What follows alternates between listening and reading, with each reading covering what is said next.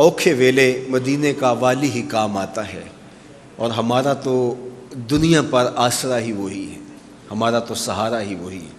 مولانا ظفر علی خان نے تو قلم توڑ دیا، ہم جس میں بس رہے ہیں وہ دنیا تم ہی تو ہو، ہم جس میں بس رہے ہیں وہ دنیا تم ہی تو ہو۔ حضور ہماری کل کائنات آپ ہیں، ہمارا کل سرمایہ آپ ہیں، ہماری زندگی کا سارا اثاثہ آپ کا وجود مسعود ہے، ہم قائم ہی آپ کے ذریعے سے، ورنہ ہمارے وجود تحلیل ہو جائیں، ہماری زندگی حضور کے نام سے ہے۔ آبرو ماز نام مصطفیٰ است، ہماری آبرو حضور کے نام سے ہے۔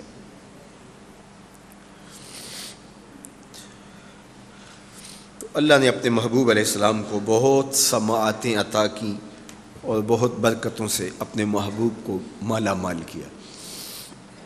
حضور کے رخسار نور کے بارے میں حضرت ہند بن ابی حالہ رضی اللہ تعالی عنہ فرماتے ہیں، کان رسول اللہ صلی اللہ علیہ وآلہ وسلم سہل الخدین، حضور کی مبارک چہرے کے رخسارے، حضور کے مبارک چہرے کے رخسار، سہل کا لفظ انہوں نے بولا۔ شیخ محمد بن یوسف الصالحی اس کی تشریح کے اندر فرماتے ہیں کہ سہل کا کیا معنی ہے، تو کہا قلیل اللحم رقیق الجلد، اس کا مطلب یہ ہے کہ گوشت زیادہ نہیں تھا اور جلد ملائم تھی اور نرم تھی۔ تو یہ رخساروں کا حسن ہوتا ہے، رخسار ابھرے ہوئے ہوں تو یہ بھی اچھے دکھائی نہیں دیتے، تو قلیل اللحم ہونا یہ رخساروں کا جمال ہے اور رخساروں کا حسن ہے۔ حضرت ابو بکر رضی اللہ تعالی عنہ روایت کرتے ہیں، حضرت ابی بکر رضی اللہ تعالی عنہ روایت کرتے ہیں، کان رسول اللہ صلی اللہ علیہ وآلہ وسلم ابید الخد، حضور کے رخسار سفید تھے، چمکدار تھے۔ اللہ اکبر۔ حضرت ابو ہریرہ رضی اللہ تعالیٰ عنہ سے یہ لفظ ان کلمات کے ساتھ، حضور کے رخساروں کے بارے میں ان لفظوں کے ساتھ روایت ہے، کان رسول اللہ صلی اللہ علیہ وآلہ وسلم ابید الخدین، حضور علیہ السلام کے رخسارے بالکل سفید تھے۔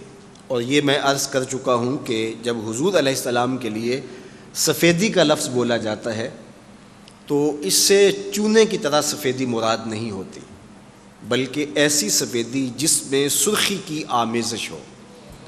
تو آقا کریم علیہ السلام کے مبارک رخسار سرخی مائل سفید تھے، اور یہ ان کا حسن ہے۔ ایک نوجوان لڑکا ہے جس کا نام ابو کرصافہ ہے، بکریاں چراتا ہے اور اپنی خالہ کے ہاں قیام پذیر ہے۔ تو ایک دن اس نے حضور کو دیکھ لیا، تو بس حضور کو دیکھا اور خوش قسمتی کہ حضور نے بھی اسے دیکھ لیا۔ تیری پہلی نظر کا وار توبہ، دل اب تک دعائیں دے رہا ہے۔ کہا کہ حضور کو اس نے دیکھ لیا اور آقا کریم کی نظر بھی اس پہ پڑ گئی جس پہ محشر میں بخش آ گیا، اس نگاہ عنایت پہ لاکھوں سلام۔ حضور کی نظر پڑ گئی تو اب اس کو سب بکریاں بھول گئیں، وہ بکریاں لاتا ہے اور چراگاہ میں چھوڑتا ہے اور آ کے حضور کی مجلس میں بیٹھ جاتا ہے۔ ایک دن خالہ کو پتہ چل گیا کہ یہ تو سارا دن وہاں بیٹھا رہتا ہے، تو اس نے سختی سے منع کر دیا کہ تم وہاں نہیں جاؤ گے، روک دیا۔ اچھا، محب کو روک دیا جائے تو محبت میں اور رنگ گہرا ہوتا ہے، یہ روکنے سے محبت رکتی نہیں ہے۔ پیار چیز ہی ایسی ہے، محبت شے ہی ایسی ہے، جتنا روکو گے اس قدر ہی یہ ہے اس میں جوش پیدا ہوگا۔ وہ اقبال نے کہا تھا نا کہ رک جاتے ہیں نالے، رک جاتے ہیں نالے، جب نالے رک جاتے ہیں، رک جائیں تو چڑھ جاتے ہیں نالے، رک جائے تباہ میری تو ہوتی ہے رواں، اور بدنامی سے بڑھتا ہے محبت کا جنوں، نشہ اتنا ہی بڑھتا ہے جتنی ہوا لگتی ہے۔ تو خیر ہوا کیا کہ ماں نے روک دیا، خالہ نے، اور اس کی ماں کو بھی بلا لیا کہ تمہارے بیٹے کو میں نے اپنے پاس رکھا تھا اور یہ بکریاں چرایا کرتا تھا، اور یہ کسی اور کام لگ گیا ہے، وہاں وہ شخص جو دین دھرم میں ہمارے مخالف ہے اس کے پاس جا کے بیٹھنے اٹھنے لگ گیا ہے۔ تو ماں نے بھی کہا پتر تجھے یہاں کام کاج کے لیے بھیجا تھا تو تو یہاں کس کام لگ گیا ہے، وہاں کیوں جاتا ہے؟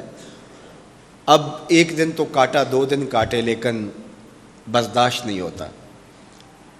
آ کے اپنی ماں کو اور خالہ کو بٹھا کے ابو قرصافہ کہنے لگے، نوجوان لڑکا ہے، کہ میں تمہاری بات مان لیتا ہوں، نہیں جاؤں گا، لیکن ایک بات تم میری مان لو۔ انہوں نے کہا کیا؟ کہا ایک بار تم میرے ساتھ چلو تو صحیح، اس کے بعد اگر تم نے روکا تو رک جاؤں گا، ایک بار تم نے میرے ساتھ جانا ہے۔ انہوں نے کہا ٹھیک ہے ہم چلے جاتے ہیں، حامی بھر لی، خیال تھا کہ ٹھیک ہے اس کی کہنے پہ ہو آتے ہیں، اور اس کے بعد جو ہے وہ اس کو پھر زور بھی دینا پڑے گا، اس کی شرط پوری ہو جائے گی۔ اب ابو قرصافہ اپنی ماں کو اپنی خالہ کو لے کر حضور کی دہلیز پہ پہنچا، کچھ دیر بیٹھے اور واپس چلے۔ تو اب ابو قرصافہ اپنی ماں کو دیکھ رہا ہے اور اپنی خالہ کو دیکھ رہا ہے کہ یہ کیا بولتے ہیں۔ وہ ایک زمانے میں ہمارے ایک پیر بھائی تھے، تو اس وقت مسجد میں جمعۃ المبارک کا خطبہ ہوتا تھا، تو وہ کسی ساتھی کو ساتھ لے کر کے آتے، آؤ آپ کو وہاں جمعۃ المبارک کے خطبے میں لے چلوں۔ تو میں دیکھتا کہ جب میں کچھ بیان کرتا تو وہ میرے طرف دیکھنے کی بجائے اس کے چہرے کو دیکھتے کہ میں اس کو لے کر آیا ہوں، اس کے تاثر کیا ہیں۔